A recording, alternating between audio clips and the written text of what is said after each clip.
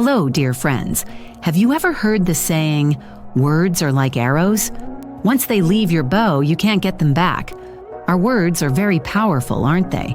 They can make someone smile, or they can accidentally make someone feel sad.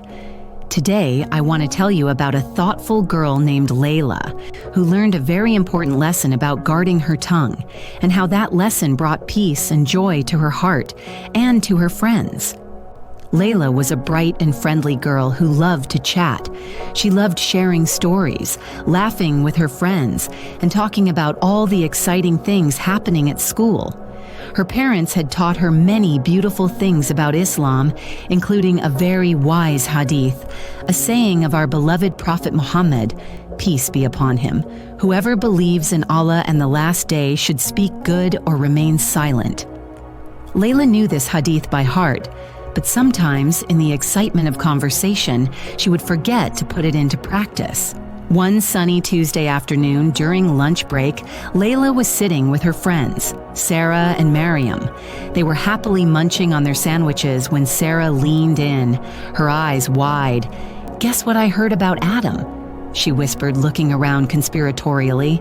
"I heard he tripped over his own feet during soccer practice yesterday and fell right into a puddle." Sarah giggled, and Mariam covered her mouth, trying not to laugh too loud. Layla felt a giggle bubbling up inside her, too. Adam was usually so good at soccer. It sounded funny. She was about to add, "Oh no, was he all muddy?" But then, just as the words were about to leave her mouth, she remembered the hadith. Speak good or remain silent. Would talking about Adam's fall be speaking good? Would it make Adam feel happy if he knew they were laughing about it? Probably not. It might even make him feel embarrassed or sad. Layla took a tiny sip of her juice instead. She didn't say anything. Sarah and Mariam looked at her, waiting for her to join in the laughter. When Layla didn't say anything, Sarah shrugged and changed the topic.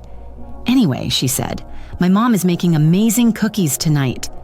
Layla smiled, feeling a little proud of herself.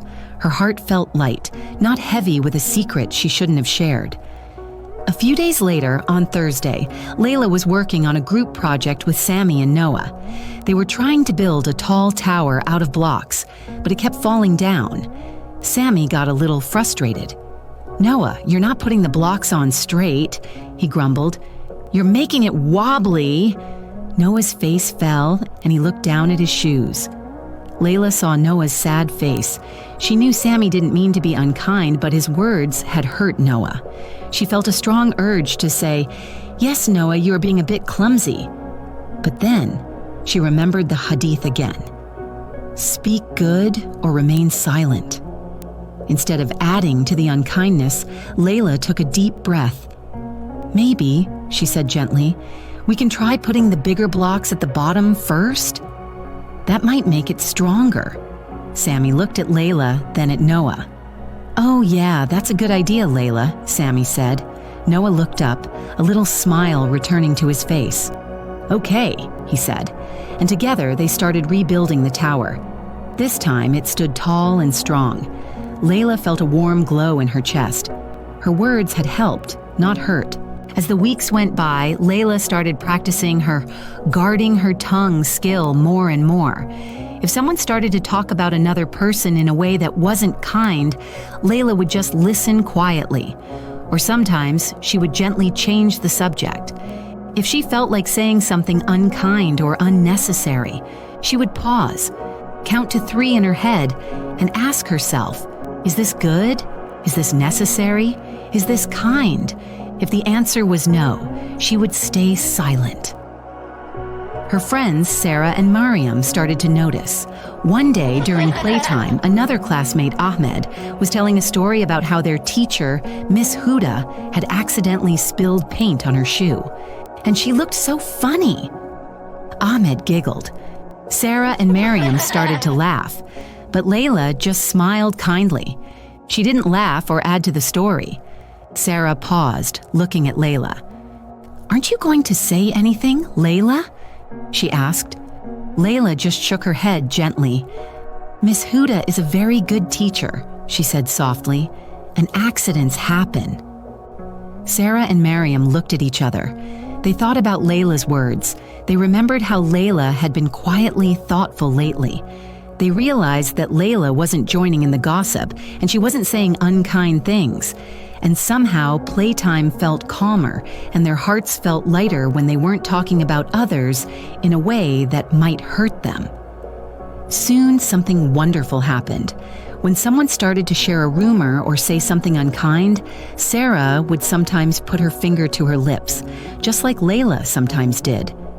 Miriam would often say, "Let's talk about something else," or "Maybe we should just be quiet about that." They were learning from Layla's example. Layla felt so proud and happy.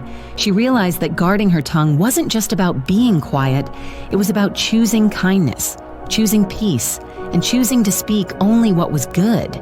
It made her feel closer to Allah, knowing she was following the beautiful teachings of Islam. Her friendships became stronger too, because everyone felt safe and respected around her. So dear friends, remember Layla and her special lesson. Our words are powerful. Before you speak, take a moment to pause. Ask yourself, is this good? Is this necessary? Is this kind? If it is, then speak with a joyful heart. But if it's not, then it's a beautiful act of wisdom to remain silent.